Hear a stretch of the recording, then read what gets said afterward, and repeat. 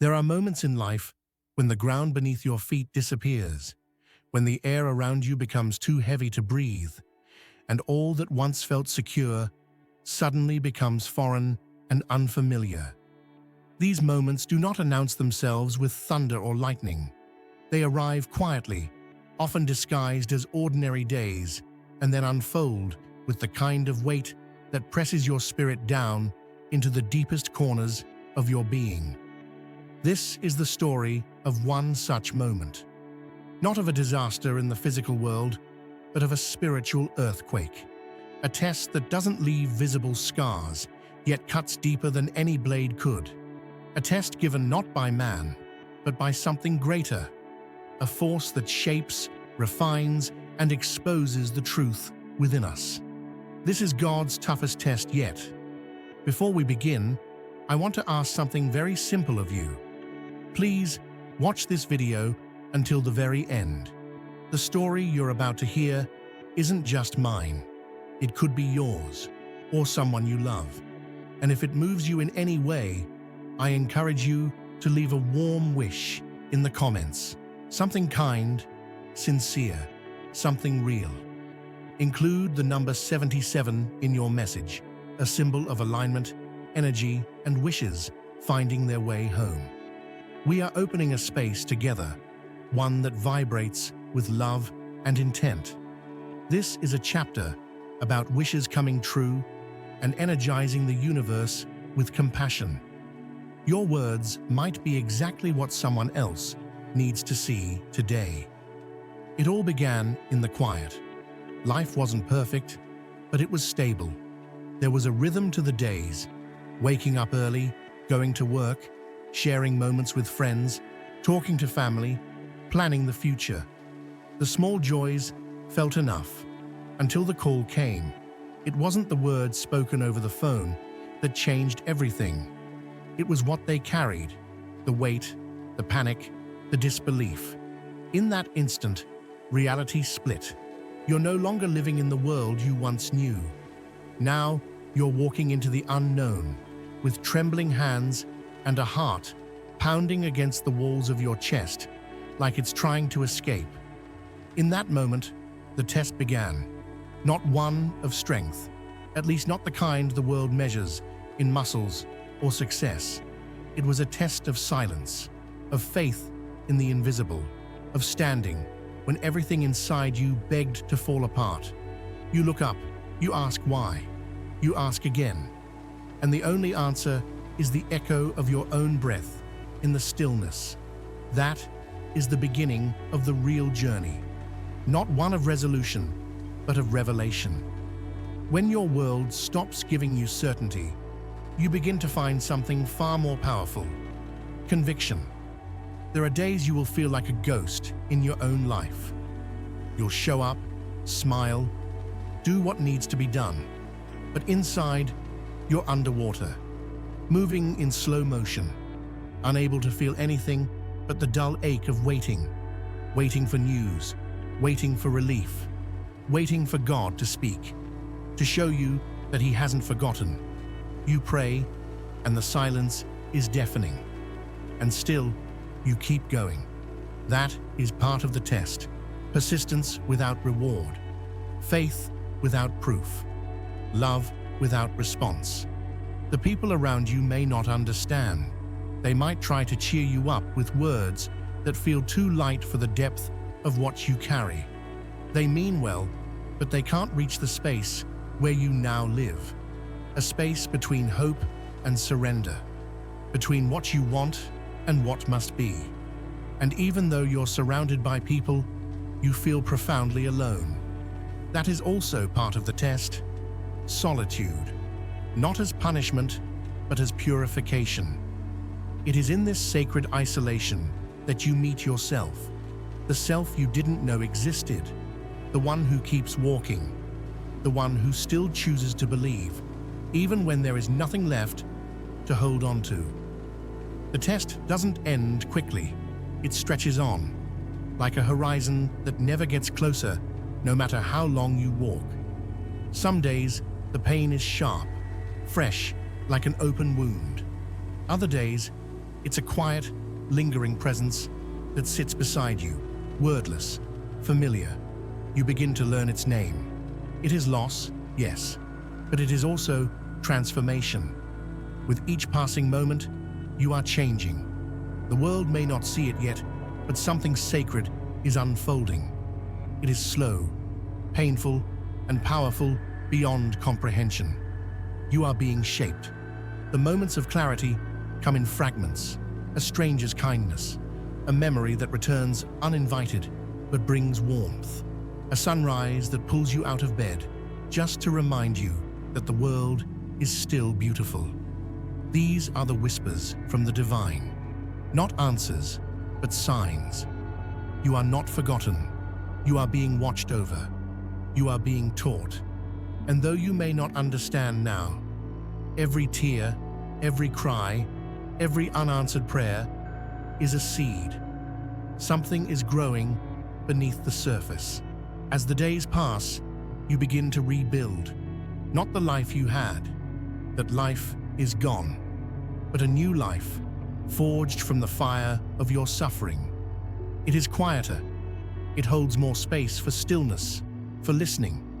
You start to understand what matters, not the things that once seemed so important, but the things you can't measure: presence, love, grace.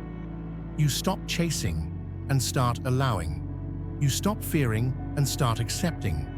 And in that shift, you begin to feel a new kind of strength. Not loud, not boastful, just steady, enduring, real. And one day, without fanfare, you wake up and feel something strange. Peace. Not because everything has been fixed, but because you no longer need it to be. You have passed through the fire and emerged not unscathed, but alive, awake, grateful. You understand now. The test was never about punishment. It was about becoming, about peeling away all the false things, all the layers that kept you from knowing your true self, the self who is rooted in something eternal. And so you carry on, not because you have to, but because you choose to, with gentler eyes, with a softer voice, with a heart that knows what it means to be broken and still beat. You become a light for others, not by giving advice, but simply by being, by existing as proof that one can endure, and even find beauty again. You don't need to shout it. Your life speaks for itself. This is the story of the hardest test God ever gave me. And if you are in that test right now, I want you to know, you are not alone. You are not weak. You are in the fire, yes, but something holy is being refined within you. One day, you will look back and understand what today's tears were watering. Until then, keep going, keep breathing, keep showing up. The test may be hard, but so are you. There are moments in the middle of a test that feel more difficult than the beginning. In the beginning, shock gives you momentum. You're still reacting, still trying to piece together what's happening. But as time stretches forward and no answers come, you begin to tire, not just physically, but in the soul. Doubt starts to whisper, not loudly at first, just a soft presence in the back of your mind, asking quietly, is this really worth it? Is anything going to change? And when you are exhausted, that whisper can grow into something louder, something that threatens to pull you under. You try to pray, but the words feel dry. You open your mouth and say the same things you've said 1,000 times and wonder if anyone is even listening. You don't expect immediate miracles anymore. You've stopped asking for dramatic reversals. You just want a little bit of peace, just enough to get through the day. Some days you find it, other days you don't. And in those silent, heavy hours, you're left with only yourself. It's in those moments that the real testing happens, not in the events, but in your response to them. You begin to see how much of your identity was tied to things you no longer have. People, roles, dreams, control. You feel like a stranger to yourself. Who are you without everything that once defined you? Without the safety of the old routine? Without the future you imagined? Without the certainty that kept you grounded? And the answer, if you let it come, is this. You are someone being remade. The shell is cracking, but something real is underneath, something eternal, something that will remain long after this moment passes. But the process hurts. Transformation is not gentle. It breaks before it builds, and it doesn't happen all at once. It happens in fragments. You start to notice that not every day is terrible. Some days, you laugh again, even if it surprises you. Some days, you feel strong, not because the pain is gone, but because you're no longer afraid of it. Some days, you can hold the weight of the unknown and not let it destroy your peace. And other days, it will all feel too much. That's part of it. Healing doesn't follow a straight line. It moves in circles, spirals, waves. The important thing is that you keep moving. You learn to stop asking, "Why me?" and start asking, "What now?" Because there are no clear answers to the first question. Some things simply are. The deeper truth is found in how you respond, how you carry what has been placed in your hands. Do you become bitter, or do you let it soften you? Do you close your heart, or do you allow it to break open wide enough to hold more than it ever could before? You begin to see the world differently. The small moments mean more. A deep breath on a quiet morning, the warmth of sunlight on your face, a conversation with someone who really listens. You stop needing life to be grand to feel meaningful. You find depth in the ordinary, and you realize that some of the people who seem the strongest are not those who never fell, but those who got up again, every single time, with more kindness than before. The test becomes something else. It no longer feels like an attack. It becomes a mirror. It shows you what you truly believe, what you cling to, what you're afraid of. It shows you how much you rely on control, on certainty, on answers. And it invites you to let go, not in despair, but in trust, to surrender, not to defeat, but to something greater, to a process that you may not understand, but are being guided through anyway. You will meet parts of yourself you didn't know were there, strength you didn't know you had, patience that feels impossible, courage that shows up in the quietest of ways, getting out of bed when everything inside you says not to, answering the phone when you fear bad news, saying, "I love you," when your heart is aching. These moments may seem small to others, but to you, they are mountains, and every one you climb becomes part of the foundation that carries you forward. Time doesn't heal all wounds, but it changes them. Sharp pain becomes deep understanding. Raw grief becomes compassion. You start to see other people differently. You notice their struggles more. You speak with less judgment and more gentleness. You realize how many people are walking through their own silent storms, just trying to make it through the day. And you carry your pain not as a burden, but as a bridge, a way to connect, to comfort, to say, "I know this place. I've been here too." The hardest part of the test isn't what happens to you, it's what happens within you. The breaking down of old beliefs, the long silences where you wonder if you're even on the right path. The waiting, oh, the waiting. It stretches your faith in ways nothing else can.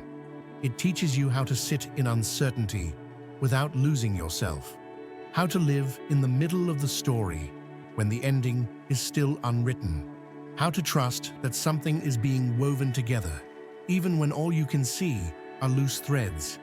And slowly, you begin to see that the test itself is sacred.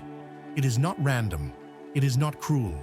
It is intentional, designed not to destroy, but to reveal. To reveal what you're made of. To show you who you are beyond the noise, the titles, the surface. You are not your circumstances. You are not your mistakes. You are not your fears. You are a soul being refined, shaped, and strengthened. There will come a moment, not dramatic, not loud, where you will feel a shift.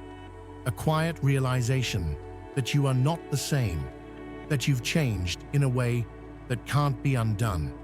You've learned to carry sorrow and joy in the same heart.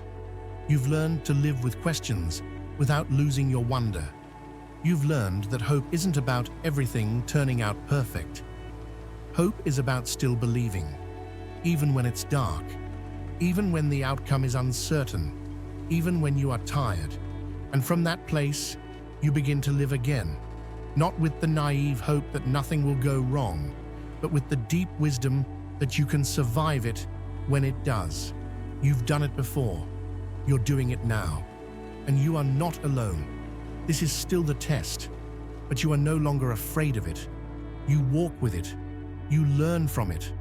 And slowly, it becomes part of your story. Not the ending, but a turning point, a sacred transformation. There comes a stage in the test where everything becomes quieter, not because the challenges have disappeared, but because something inside you has stopped resisting them. It's not giving up. It's not surrender in the negative sense. It's the beginning of acceptance. That quiet moment when you stop asking life to be different and instead begin to listen. Listen to what the pain is trying to teach you. Listen to what this silence is shaping in your heart. You look around and nothing external has changed, yet something has undeniably shifted within you. You've stopped waiting for rescue. You've stopped begging for the storm to end. Instead, you begin to learn how to walk in the rain. You stop covering your wounds with distractions and start looking at them directly, letting them breathe. And in doing so, something miraculous begins to happen. You realize you are still here, not by accident, but by choice. You are still showing up, still moving, still holding on. This part of the journey is less dramatic, less visible. From the outside, it looks like nothing is happening. But inside, a deep rebuilding is taking place. You begin to lay down new foundations, not of certainty, but of stability, not of guarantees, but of grounded presence. You begin to rebuild, not what you lost, but what was always waiting to emerge once everything else fell away. The deeper version of you, the version that has been through fire and still loves, the version that has lost and still gives, the version that knows pain and still chooses to reach out. You start to see the test as less of a punishment and more of a purification. Something is being stripped away, yes, but not your value, not your worth, not your soul. What's being stripped away are the illusions, the false stories, the conditional identities, the lies you believed about what makes you enough. And beneath those layers, something ancient and true waits to be rediscovered. Something that was always in you, a quiet, persistent light. There are still moments of exhaustion, still days where you feel the weight of it all pressing down again. The healing is not linear. Some days it feels like you've taken 10 steps forward, only to slide back 5. And yet, you keep moving, slowly, gently, with more compassion for yourself. The self-judgment begins to ease. You stop expecting perfection from yourself. You begin to understand that it's okay to be a work in progress. It's okay to still be figuring it out. It's okay to feel lost and still take the next step. This kind of strength, the quiet, resilient kind, is forged only in the deepest valleys.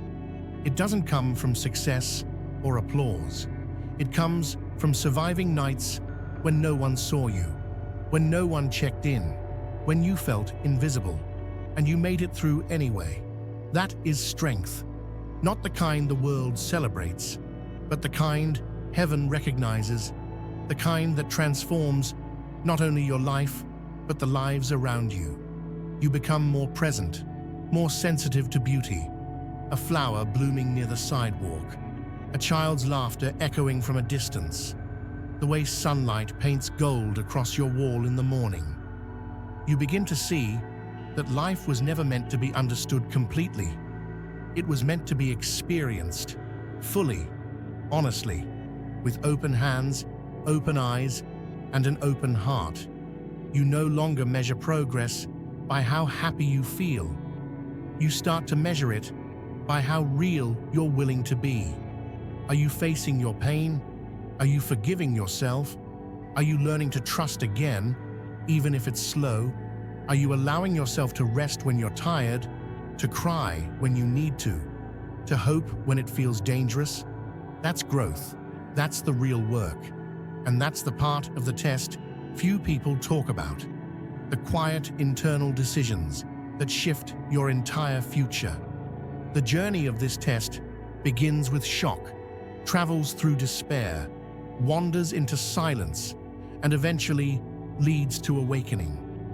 Awakening not to a perfect life, but to the sacredness of your existence, even in the middle of the mess. You begin to understand that every scar has something to say. Every ache holds wisdom. Every unanswered question carves space for deeper truths. And in that space, you begin to dream again, carefully, cautiously. But this time, the dreams are different. They are less about achievement, more about alignment, less about control, more about connection. You want to live honestly. You want to be kind. You want to matter, not through titles or trophies, but through presence. You want to love people well. You want to be remembered, not for what you had, but for who you became. That's when you realize the test has changed you. You didn't pass it the way the world defines success, with a clear win or a quick fix, but you passed through it. And in doing so, you became someone deeper, fuller, more human, and more divine all at once. Someone who carries light into dark places. Someone who understands suffering, not just in theory, but through experience. Someone who listens differently, who speaks with depth, who holds space for others because you remember how it felt to have no one hold space for you. You become the kind of person others come to when they are breaking, not because you have all the answers, but because you know how to sit with them in their questions. You've been there. You're still there, sometimes. And that shared humanity becomes the greatest gift you can offer. You don't need to preach. Your life becomes the message. Your endurance, your softness, your quiet faith. They all speak without a single word. The test has made you more. Not less, not smaller, but clearer, simpler, truer. And though it may never fully make sense from a distance, when you look back at who you were and who you are now, you will know. It was not for nothing. You were not forgotten. You were being refined, revealed, restored. The test continues, maybe not with the same fire, but with ongoing lessons. Life will still surprise you. There will be more valleys, more questions, more surrenders. But you now carry something unshakable inside you. A quiet, sacred knowing that whatever comes, you will face it with grace. You will walk through it with courage. And you will emerge again and again, not unchanged, but more yourself than ever before. At this stage in the test, something unexpected happens. You stop trying to go back. The desire to rewind, to return to the version of life that existed before the breaking, begins to fade. Not because it was bad, but because you realize you are no longer that person. The world you once fit into no longer holds you in the same way. You've outgrown it. Quietly, without fanfare, without even meaning to, you've changed. You've shed skins that no longer belong to you.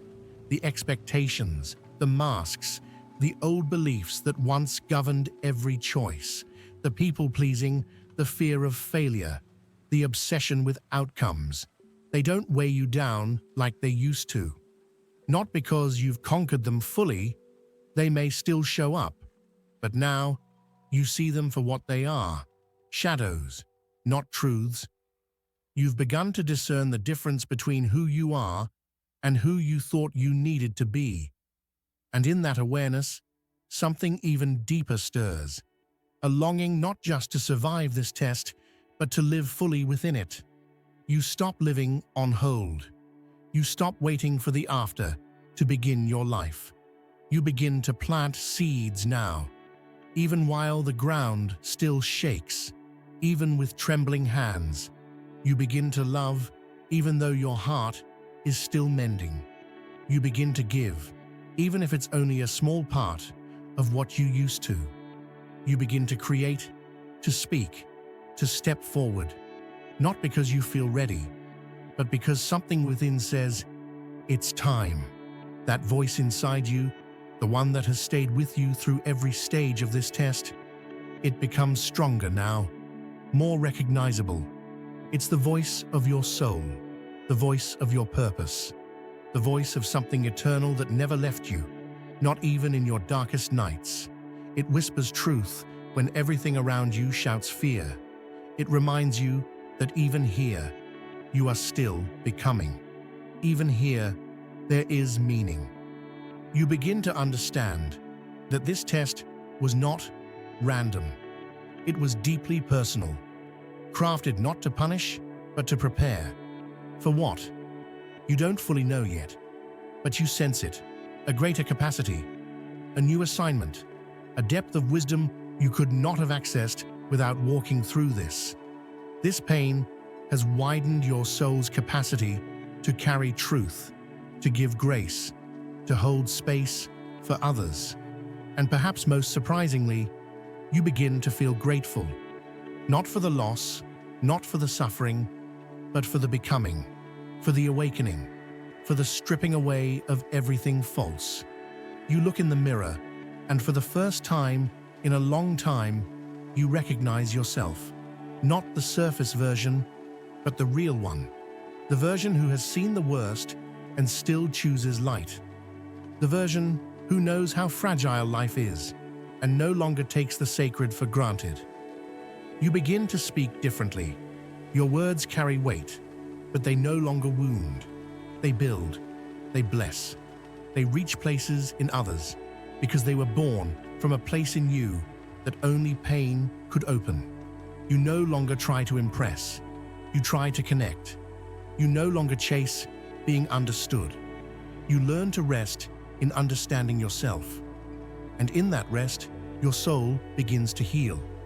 Truly, not the performative healing, where you pretend you're fine while still breaking inside. This healing is slow, it's honest, it's grounded in truth. It allows space for everything. The grief, the anger, the joy, the fear. Nothing is off limits now. You are no longer ashamed of your emotions. You honor them. You let them speak. You let them pass. This is when you realize that the test wasn't about proving your strength. It was about discovering your depth. You weren't being asked to outperform, to impress, to dominate. You were being invited inward, into truth, into love, into faith that holds even when everything else breaks apart. You don't have all the answers now, but you're no longer driven by that need. You've made peace with mystery. You've made peace with waiting. You've made peace with the idea that not everything needs to be explained to be meaningful. Some things are simply sacred because they are lived. And this test, this path, this story, it is sacred. There will still be moments of doubt. You're human. There will still be days when the heaviness returns without warning. That's okay. You don't resist it anymore. You let it come, and then you let it go. You know now that nothing stays forever. Not the joy, not the sorrow. Everything moves, everything transforms, and so do you. You begin to live more open-hearted, more present. The little things become everything. A warm drink on a cold morning, the way someone says your name with love, the quiet peace of knowing you are where you are supposed to be, even if you don't understand why. You begin to trust that the unfolding is happening perfectly, not in comfort, but in purpose. Others begin to notice, not because you're loud, but because you're different. There's a stillness in you now, a peace that isn't tied to circumstances, a resilience that isn't born from denial, but from deep acceptance. People feel safe around you, not because you offer solutions, but because you offer presence. You've learned to hold space for yourself, for others, for whatever the moment asks. And perhaps most of all, you begin to forgive, not just others, but yourself. You release the weight of what could have been. You stop punishing yourself for not knowing then what you know now. You honor your former self, the one who made it this far, the one who held on when it would have been easier to let go, the one who kept believing, even in whispers. This forgiveness frees you. It opens your future. It allows grace to flow in places you had blocked off for too long. You realize the test was never about perfection. It was about presence. It was about faith. It was about letting yourself be human and divine, flawed and sacred, broken and beloved, all at once. And as you keep walking, step by step, you begin to realize you are not just passing the test. You are becoming the person the test was designed to reveal. You are living your answer. And so, we arrive at the place the test was always leading you to. Not the end, not a final destination, but a state of inner clarity. You're no longer looking for rescue. You're no longer waiting for life to make sense before you choose to live it. You've become someone who can stand in the storm without losing the flame. You've become someone who has found meaning in the mess, not because you're stronger than others, but because you stopped running from the lesson the pain was here to teach you. This is the moment where you understand. The test didn't come to destroy you. It came to deliver you from the illusion of control, from the addiction to certainty, from the lie that you were ever alone. It came to shatter everything that wasn't rooted in truth, so that what is eternal could finally rise. And it did rise, slowly, quietly, in the middle of your aching, in the quiet moments, in your tears, in your silence, in your resilience. You no longer need to wear a mask. You've tasted the freedom of being seen as you are, even if only by yourself. You've stopped hiding your wounds, not because they're gone, but because they've become sacred. They've become proof of survival, of healing, of transformation. They've become portals into deeper compassion. For others, yes, but first and foremost, for yourself. You look back now, not with bitterness, but with reverence. What broke you also built you. What stripped you down also revealed your core. The tears watered something. The silence carved space. The loss made room for new life to grow. You are no longer defined by the chapter that nearly ended you. You are defined by what you chose to do with it. And what you chose was to continue. This final part of the journey is less about grand declarations and more about quiet embodiment.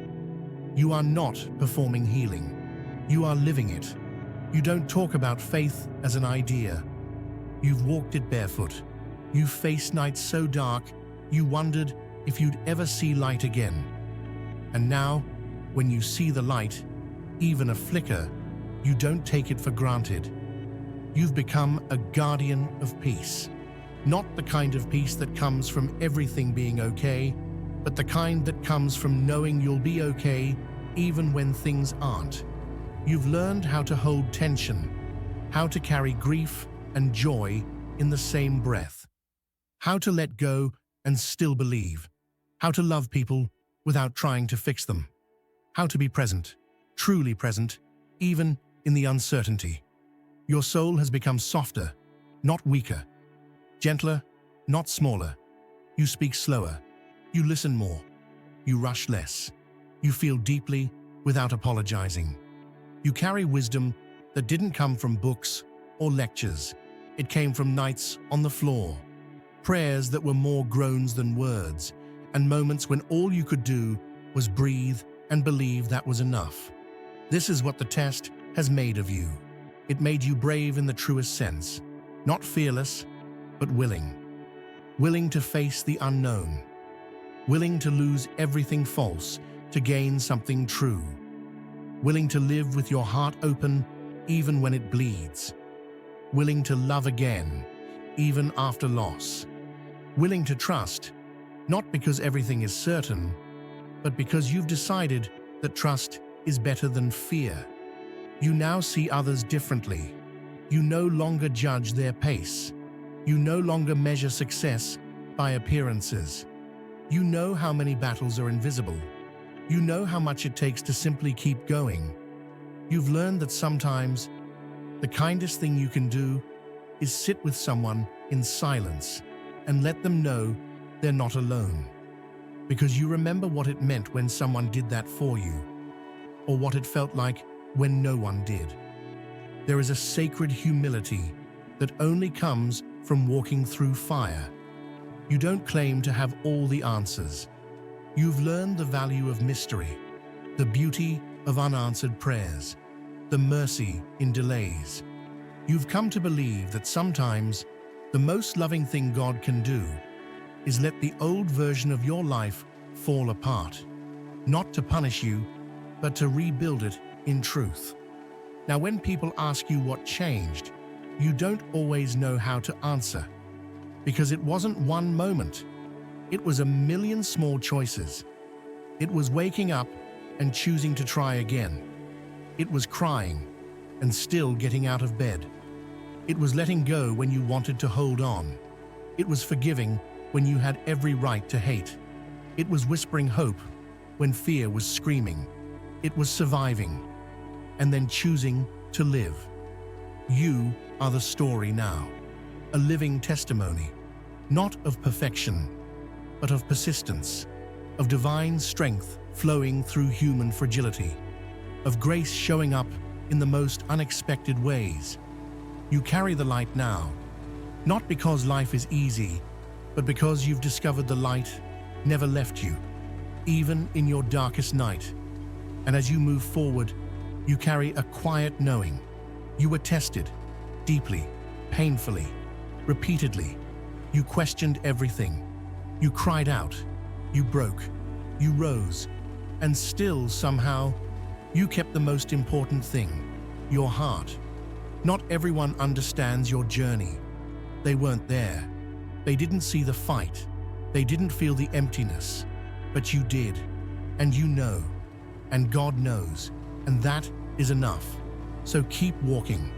Not because it's all clear now, but because something inside you is alive again. Keep loving. Not because it's safe, but because you were made to. Keep building. Keep speaking. Keep showing up. The test didn't destroy you. It delivered you. It didn't come to steal your light. It came to reveal how unshakable your light truly is. And now, you are not just living through the test. You are living beyond it.